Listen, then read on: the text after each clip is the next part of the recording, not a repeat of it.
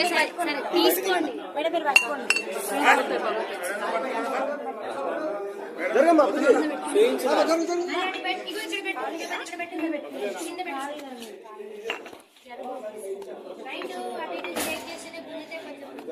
పాప జరగమ్మా ఒకటే